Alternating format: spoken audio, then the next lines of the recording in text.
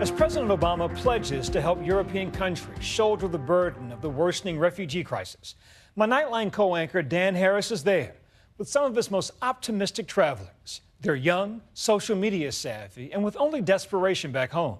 They welcome the uncertainty of the future. Tonight, their story. It's the middle of the night, and we're with a group of several hundred scared refugees, moving en masse, quickly, quietly through farmland. It is pitch black. Trying to sneak across the border into Hungary. This is the largest mass migration in the history of Europe since World War II. This is the front lines of it. As they move through the night, there are stops and starts.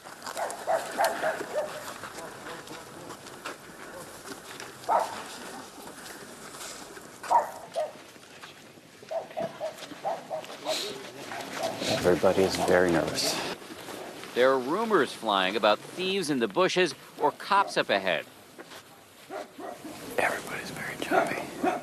They have good reason to be anxious. They've seen all the videos of Hungarian police clashing with refugees. They've also seen this now infamous clip of the Hungarian camerawoman tripping a refugee carrying his child in his arms.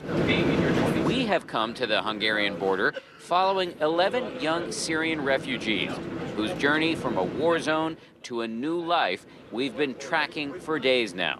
Are you nervous about approaching the Hungarian border? Of course, all of us. Because this is a point we don't know how we're going to deal with them.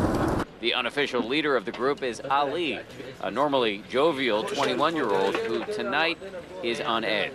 My friends also tell me you must hide between the trees at the night. If you are going to cross the Hungarian border, you are going to use it at the night. All of the refugees out here on the road tonight are tense. No photos. As they switch buses near the border, a fight breaks out.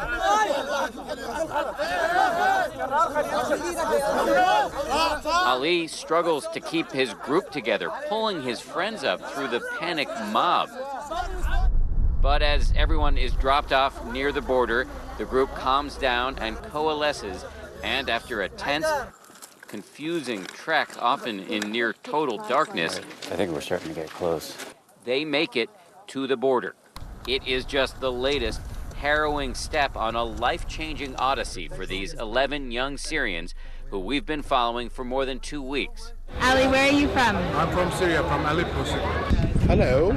We first meet Ali and his group in the Turkish city of Izmir on August 28th. He and his friends are not what you might picture when you think of refugees. They're from wealthy families who lost nearly everything when the horrific, grinding war broke out in Syria 4 years ago. You could just be killed at any time. Yeah, anytime. Now he's hoping to start over in Belgium.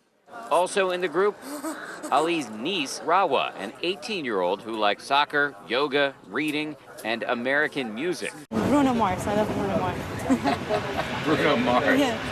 She says she had an idyllic life back in Syria until the war. We were terrified and we were threatened. My dad was threatened and my uncle that we're going to kidnap your children if you don't give us money. Now, driven by desperation and hope, these 11 Syrians are joining the human highway of refugees. Hundreds of thousands of people fleeing violence and terror in places like Syria and Iraq, making the 2,500-mile trip through Turkey, over to Greece, up through southern Europe, and on to either Germany or Belgium. In order to get there, they first have to make the perilous passage from Turkey to Greece by water. They pay a smuggler $1,200 apiece to board a little boat that will take them to the island of Lesbos. People have died making this journey. We were right there when other refugees, including very young children, came ashore. These people, families, have just risked their lives, everything they own, everybody they love, to cross this narrow strait here to arrive here in Greece. Refugees are often jubilant when they arrive safely in Greece, but like Ali and his crew, they are quickly hit with hard reality. A sweltering 25-mile walk to the port for a ferry over to the Greek mainland. It's 3 in the afternoon, and we meet up with the group at a local cafe in Athens as they wait for a bus that will take them north. We're scared if they are going to open the roads or not. We don't have any choices. Hello. Rawa is more optimistic. It will be a good journey because we're all one. They board the bus for the 7-hour journey to the border of Macedonia. Ali reflects on all that he's leaving behind, including his parents and his siblings. My heart is broken and I lost a lot of my friends. I'm going to miss my Syria, I'm going to miss my home, I'm going to miss my cars, I'm going to miss also my bed. The next morning, they cross from Greece into Macedonia. And that is where we lose them. Their cell phones aren't working, and we can't locate them at the camps. We go north to the Serbian border, hoping to find 11 proverbial needles in a haystack of humanity. Seemingly out of nowhere, they spot our producer, Jackie. How was your trip? So now we're going to take the paper and we're going to Belgrade. They board yet another bus for Belgrade, their last stop before that most unwelcoming of borders, Hungary. It's been 13 long days since they left Turkey, and everybody's now worried about this next leg. I heard like a lot of people saying different things, like the police will kill you and you must escape from them, but I'm gonna go see. En route, Ali is glued to social media. His is a thoroughly modern migration. There's like a lot of pages on Facebook. They can help us.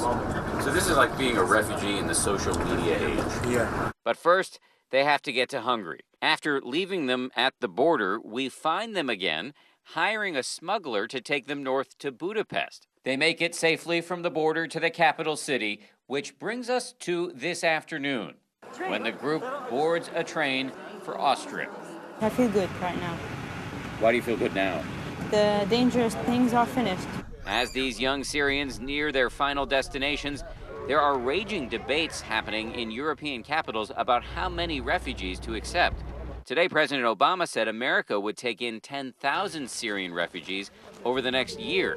But critics, including the Republican presidential candidate Carly Fiorina, are raising security concerns.